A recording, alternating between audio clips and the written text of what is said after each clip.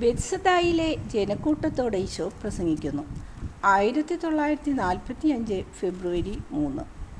ഈശോ ബെത്സദായിലാണ്.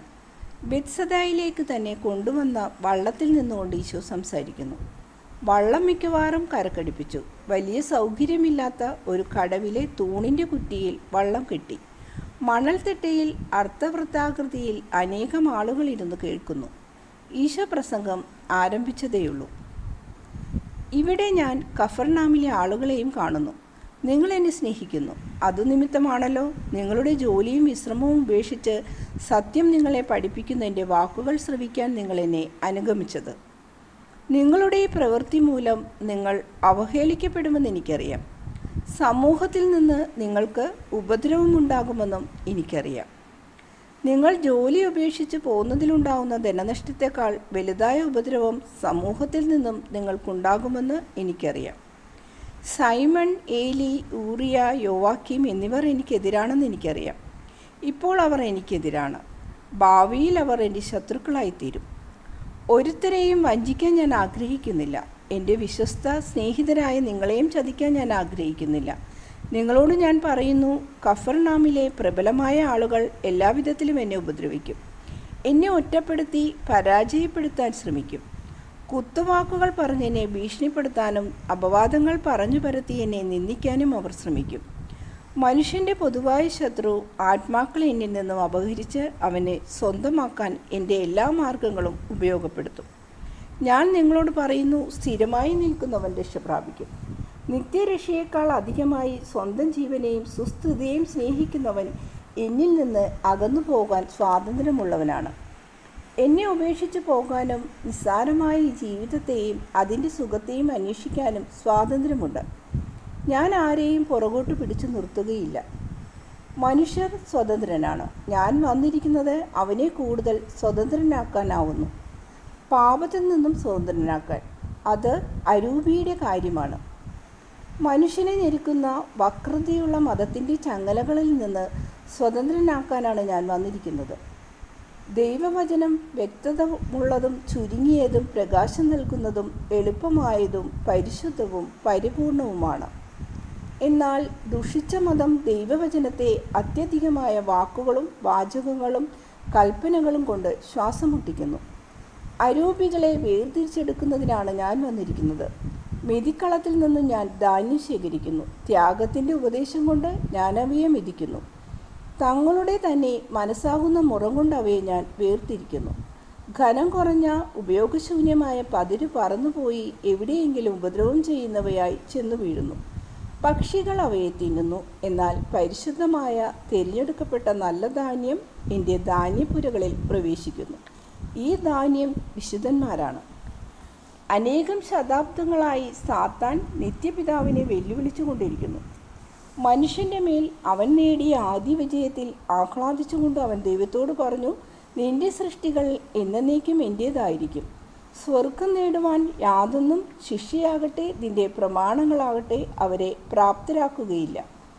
നിന്റെ വസതിയായ സ്വർഗത്തിൽ നിന്ന് എന്നെ നിന്റെ സൃഷ്ടികളിലെ ബുദ്ധിയുള്ള ഏകസൃഷ്ടിയായ എന്നെ ബഹിഷ്കരിച്ചല്ലോ. ആ സ്വർഗം എന്നും ശൂന്യമായിരിക്കും, ദുഃഖപൂർണമായിരിക്കും.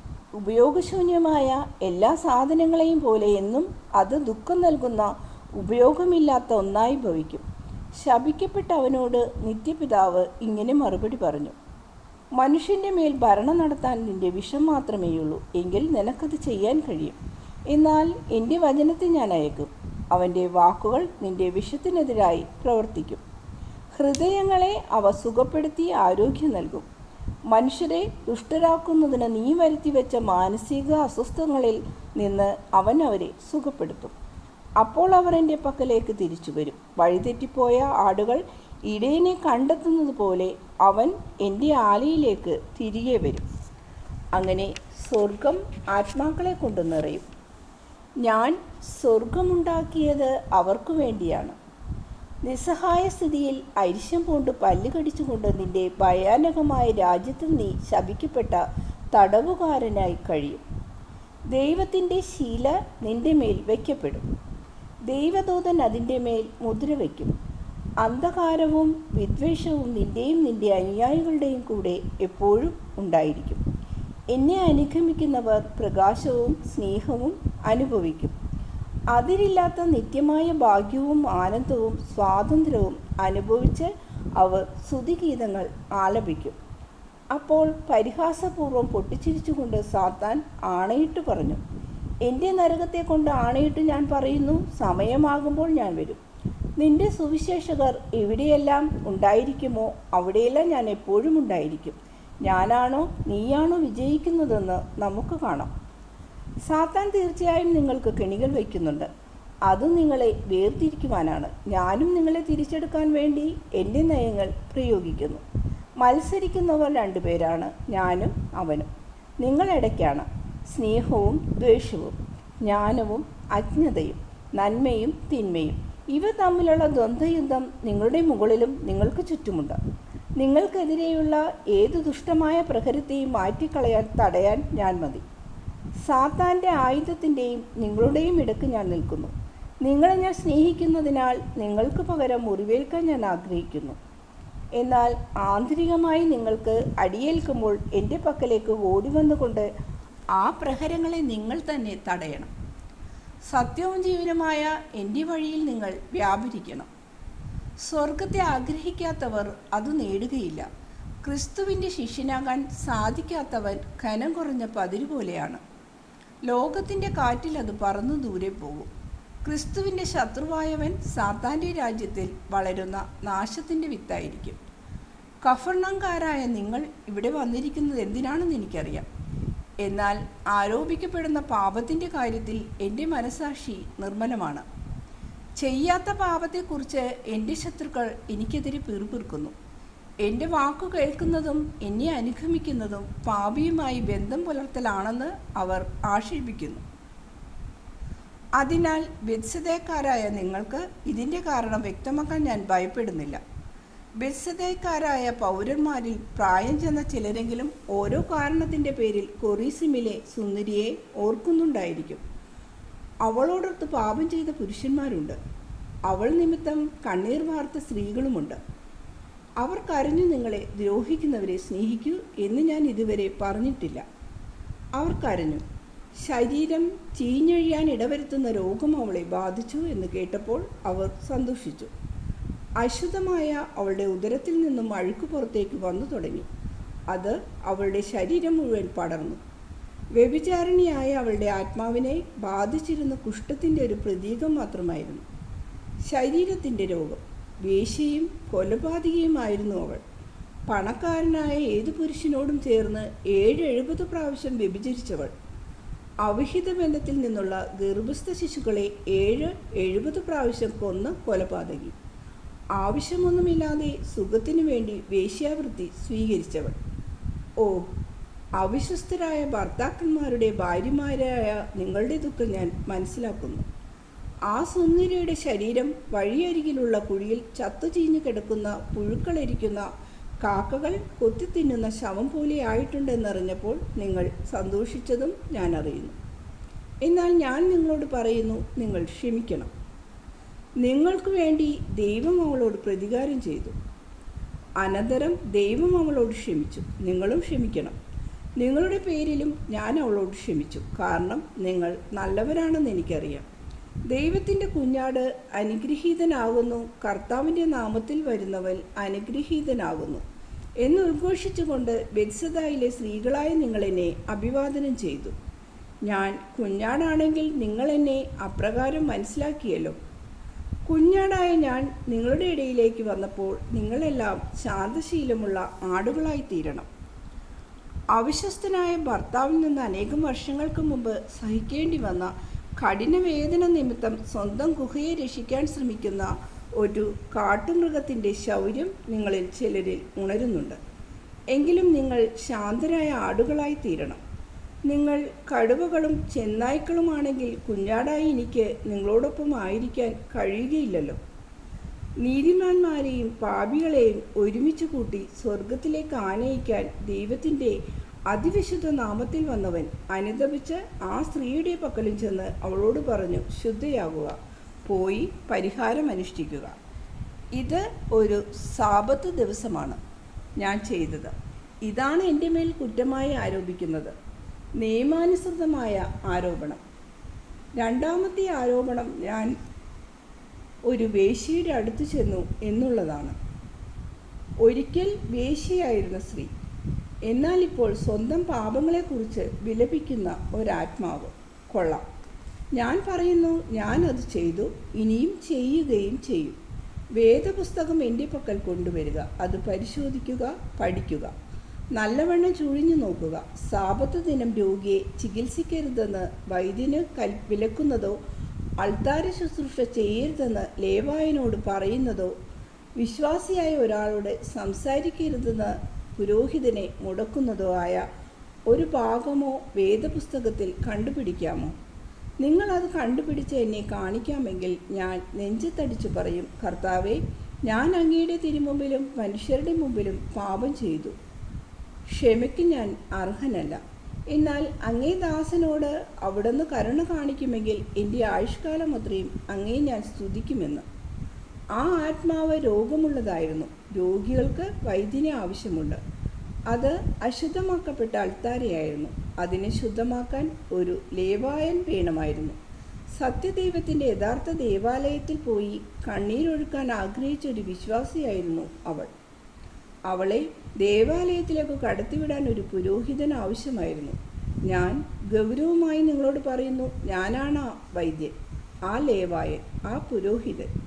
ഞാൻ ഗൗരവമായി പറയുന്നു, എൻ്റെ കർത്തവ്യം ഞാൻ നിർവഹിച്ചില്ലെങ്കിൽ രക്ഷ പ്രാപിക്കാൻ ആഗ്രഹിക്കുന്ന ഒരു ആത്മാവ് നഷ്ടപ്പെട്ടാൽ പിതാവായ ദൈവം അതിനെന്നോട് കണക്ക് ചോദിക്കും. അതിനെ നഷ്ടപ്പെടുത്തിയതിൻ്റെ പേരിൽ എന്നെ ശിക്ഷിക്കും. കഫർനാമിലെ പ്രബലന്മാരുടെ തീരുമാനപ്രകാരം ഇതാണ് എൻ്റെ പാപം. അത് ചെയ്യുന്നതിന് പിറ്റേ ദിവസം വരെ എനിക്ക് കാത്തിരിക്കാമായിരുന്നു, ശരി. പക്ഷേ അനുതപിക്കുന്ന ഒരു ഹൃദയത്തിൽ ദൈവത്തിൻ്റെ സമാധാനം പകരുന്നതിന് 24 മണിക്കൂർ താമസിപ്പിക്കുന്നത് എന്തിന്? ആ ഹൃദയത്തിൽ യഥാർത്ഥമായ എളിമയും കളങ്കമറ്റ ആത്മാർത്ഥതയും പരിപൂർണമായ അനുതാപവും ഉണ്ടായിരുന്നു. അവളുടെ ഹൃദയത്തിൻ്റെ ഉള്ളിൽ ഞാൻ കണ്ടു. കുഷ്ഠം അപ്പോഴും ശരീരത്തിൽ നിലനിന്നു.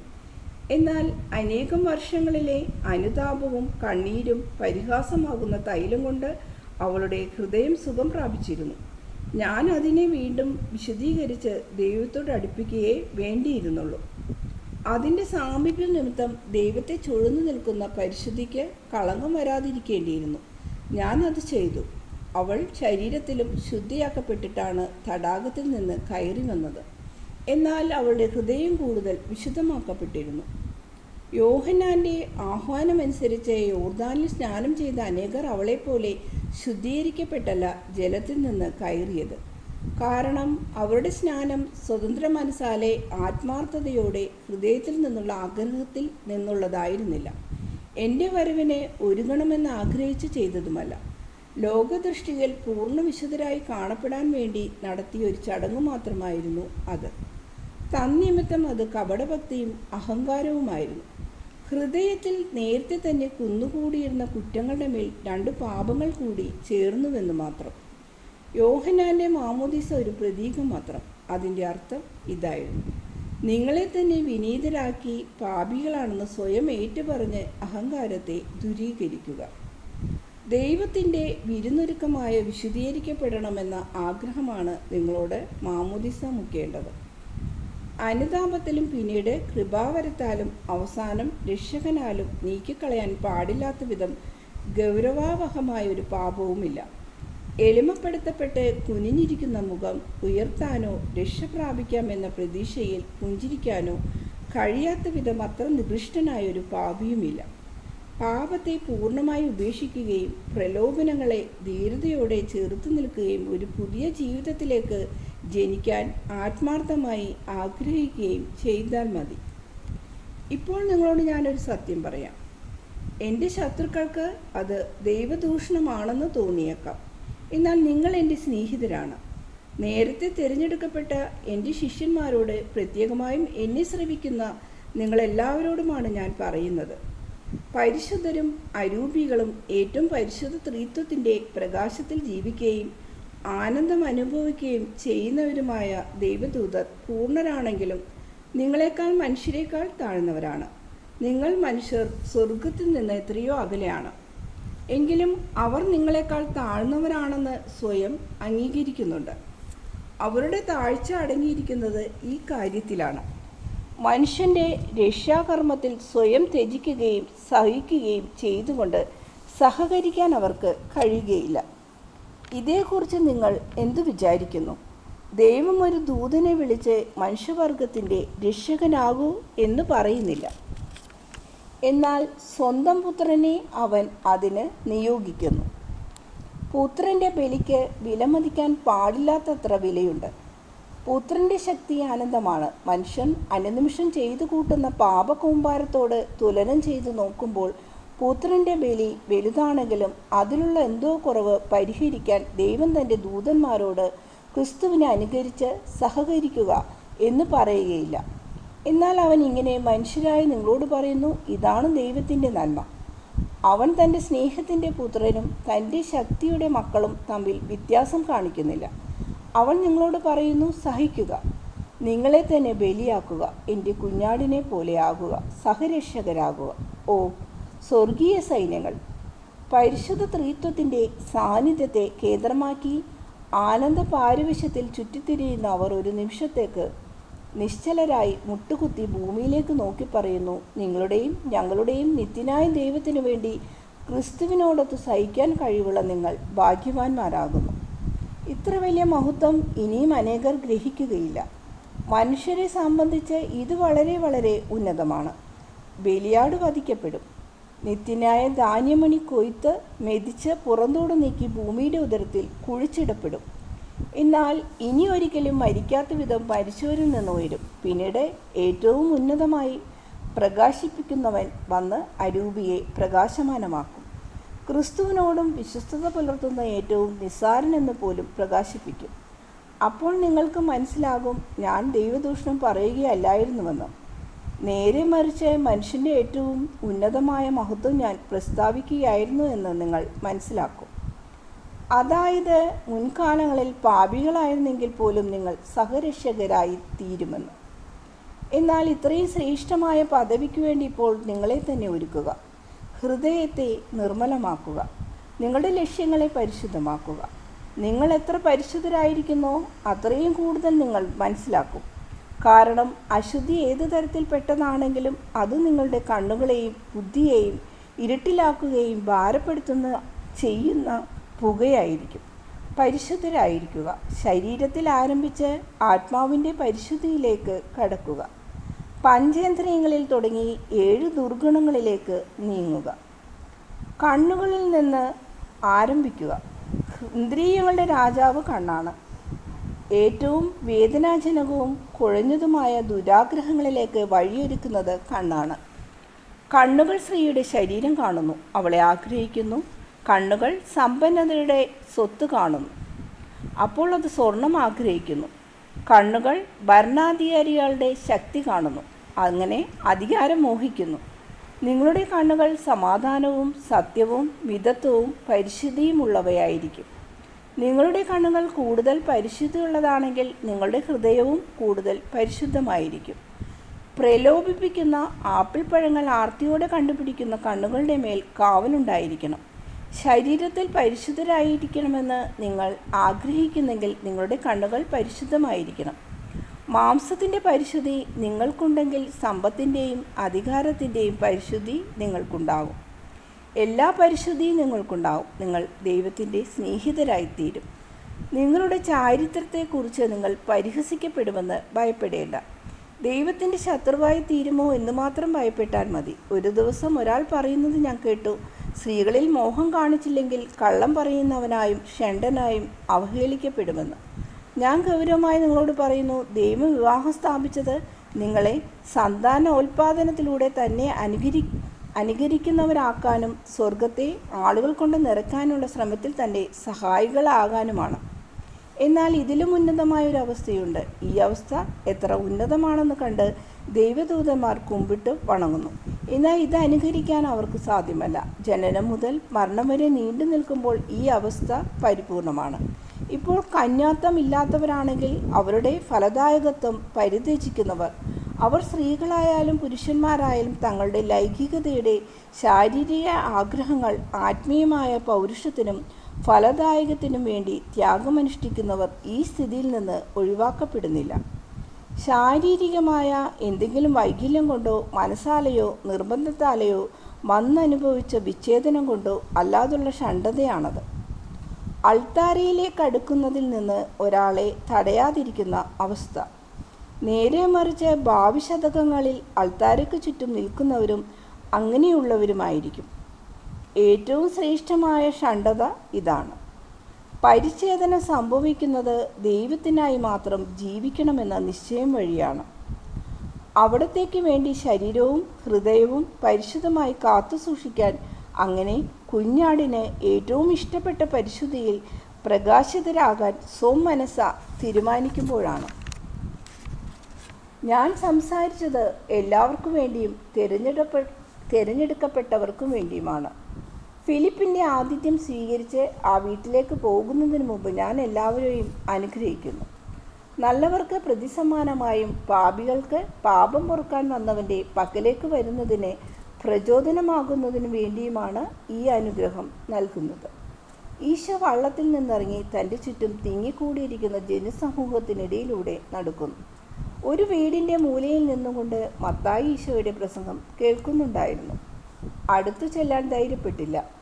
ആ സ്ഥലത്ത് വന്നപ്പോൾ ഈശോയിൽ നിന്ന് എല്ലാവരെയും അനുഗ്രഹിക്കുന്ന മട്ടിൽ ഒരു പ്രാവശ്യം കൂടെ അനുഗ്രഹിച്ചു മാത്യുവിനെ ഒന്ന് നോക്കിയ ശേഷം ശിഷ്യരോടൊത്ത് കടന്നുപോയി.